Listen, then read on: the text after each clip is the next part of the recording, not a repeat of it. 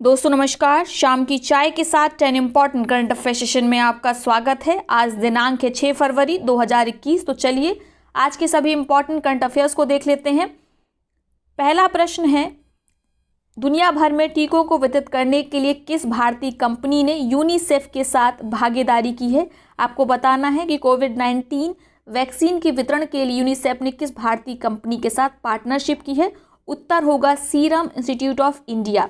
UNICEF और serum institute of India विश्व के 100 देशों में 1.1 बिलियन कोविड-19 वैक्सीन का वितरण करेगी। ठीक है, याद रखना है, मोस्ट इम्पॉर्टेंट है ये। इसके साथ अब हम बात कर लेते हैं सीरम इंस्टीट्यूट ऑफ इंडिया की। तो इसकी स्थापना कब हुई थी? 1966 में। इसके बारे में याद रखिएगा। ये जो सीरम इंस्टीट्यूट है ये लगातार पिछले वर्ष से चर्चा में है। इसका हेडक्वार्टर कहाँ है? पुणे महाराष्ट्र में है। स्थापना किसने की थी? साइरस एस पूनावाला ने। ठीक है, और इसके सीईओ कौन है? ये 2011 से लगातार सीईओ हैं, अडार पूनावाला। क्लियर हो गया। अगला प्रश्न देखते हैं अब। हाल ही में किसे अंतर्राष्ट्रीय अपराध न्यायालय ने युद्ध अपराधों के लिए दोषी ठहराया था? तो हाल में ही इंटरनेशनल क्रिमिनल कोर्ट ने डोमिनिक ओंगवेन को अपराधों के लिए, युद्ध अपराधों के लिए दोषी ठहराया था। ठीक है, डोमिनिक ओंगवेन किस देश के निवासी हैं? याद रखना है, युगांडा के। युगांडा की कैपिटल क्या है? कमेंट बॉक्स में आप बताइए। साथ में जो ये डोमिनिक ओंगवेन थे ये ब्रिगेडियर थे एलआरए संगठन के। एलआरए संगठन क्या है? ये एक विद्रोही समूह है युगांडा का। इसका फुल फॉर्म है लॉर्ड रेजिस्टेंस आर्मी। क्लियर हो गया। ठीक है, जो डोमिनिक ओंगवेन थे इन्हें 70 अपराधों का दोषी पाया गया था, जिसमें 66 अपराध इनके प्रूफ हो गए। इसके कारण इनको दोषी ठहराया गया और सजा भी दी गई है। अब बात कर लेते हैं अंतर्राष्ट्रीय अपराध न्यायालय के बारे में।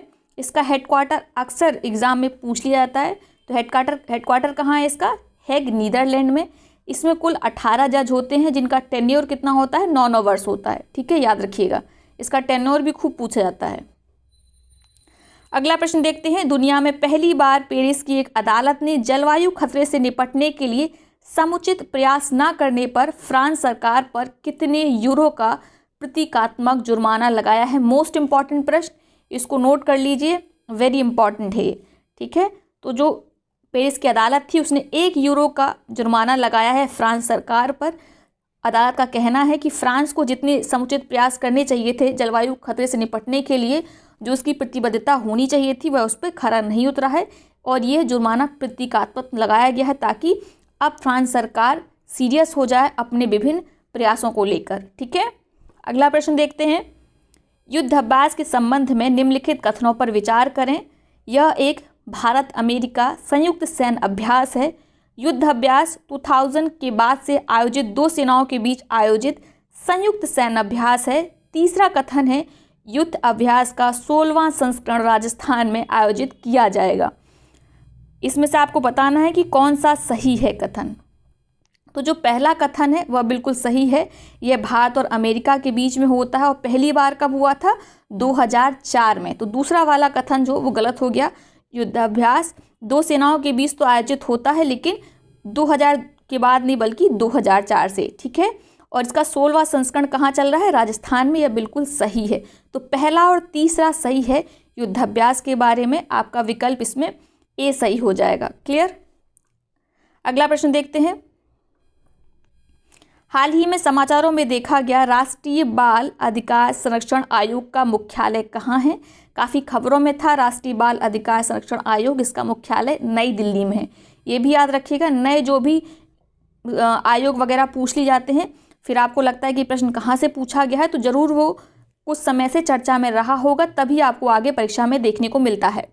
तो आपको याद रखना है राष्ट्रीय बाल अधिकार संरक्षण आयोग का मुख्यालय कहाँ है? नई दिल्ली में ही। ऐसे हमने पिछली क्लास में बात की थी कॉमनवेल्थ ह्यूमन राइट जो इनिशिएटिव है उसका हेडक्वार्टर कहाँ था? उसका हेडक्वार्टर भी न्यू दिल्ली में था। क्लियर। अगला प्रश्न देखते हैं। निम्नलिखित में कौन सा कथन जोखिम आधारित आंतरिक रेखा परीक्षा RBIA प्रणाली के बारे में सही है? अब बात करते हैं ये है क्या जोखिम आधारित आंतरिक लेखा परीक्षा। यह प्रणाली भारतीय रिजर्व द्वारा शुरू की गई है। बिल्कुल सही है। 5000 करोड़ रुपए की संपत्ति के आकार वाली सभी NBFC को इस प्रणाली को लागू करना होगा। दोनों ही बिल्कुल सही हैं। यह प्रणाली किसके द्वारा जारी की गई है? RBI के द्वारा, और जितने भी 5,000 करोड़ रुपए की NBFC है उन सब को इस प्रणाली को मानना होगा। तो A और B इसमें दोनों कथन सही है, याद रखना है आपको। अगला प्रश्न देखते हैं, निम्नलिखित में से किस आर्द्र भूमि को पक्षी अभयारण्य घोषित करने के उद्देश्य से पहली घोषणा जारी की गई है? तो हाल में ही कलिवेली आर्द्र भूमि को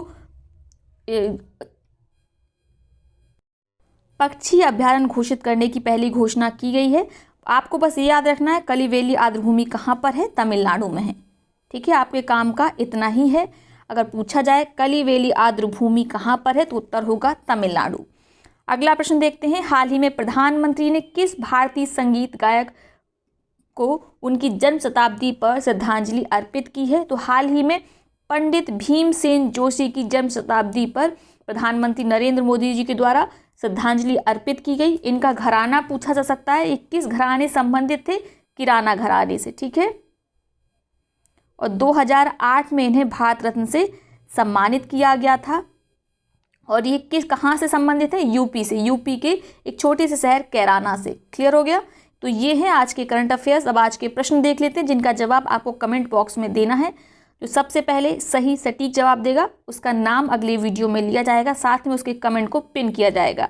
पहला प्रश्न है, हाल ही में किसे भारत की सबसे कम उम्र की महिला पायलट बनकर एक नया कीर्तिमान स्थापित कर दिया है? उसका उत्तर होगा आयशा अजीज, भावना कंठ, अवनी चतुर्वेदी या भावना लाल। कमेंट में बताइएगा।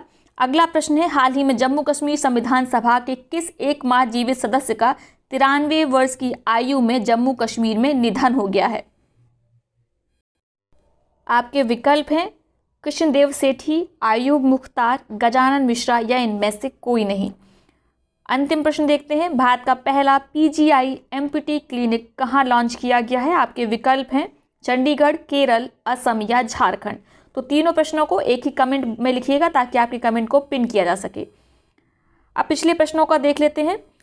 भारत 2020 लोकतंत्र सूचकांक की वैश्विक रैंकिंग में 2 स्थान फिसलकर किस स्थान पर पहुंच गया है? तो आप जानते हैं लोकतंत्र सूचकांक किसके द्वारा जारी किया जाता है? कमेंट बॉक्स में आपने किसी ने भी आंसर पूरा नहीं लिखा है।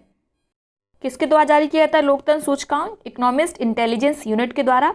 इस वर्ष भारत की रैंक कितनी है? 53 है। पिछले वर्ष 51 थी। और पाकिस्तान की रैंक आपको याद रखनी है 105 है। पहले स्थान पर कौन है? नॉर्वे शीर्ष पर है। क्लियर हो गया? और 2014 में जब ये रैंकिंग शुरू हुई थी तब भारत की रैंक 27 थी। अगला प्रश्न देखते हैं, भारत सरकार ने न्यूनतम समर्थन मूल्य योजना में कितने नए लघु वन उपज वस्तुओं को शामिल करने का निर्णय लिया है?